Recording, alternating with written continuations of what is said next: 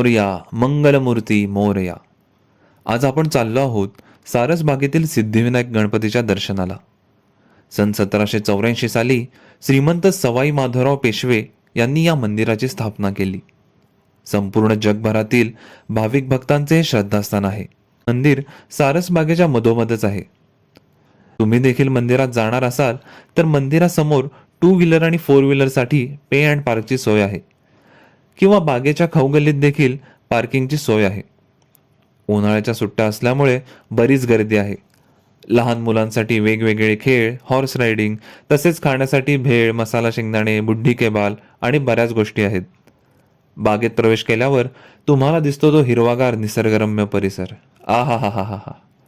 संध्याकाळच्या वेळी वाढत्या उन्हाळ्यात अंगाला गारवा देणारी थंडगार वाऱ्याची झुळूक तुम्हाला अनुभवायची असेल तर तुम्ही नक्की सारसबागेला भेट द्या.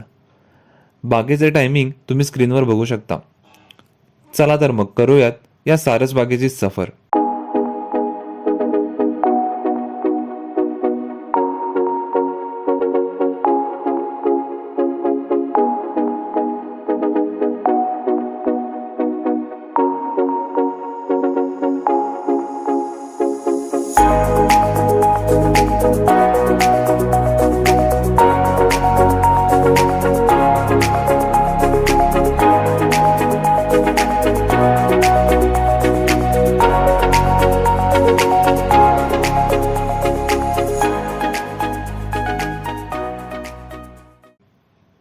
आता आपण जाऊयात सिद्धिविनायक गणपतीच्या दर्शनाला.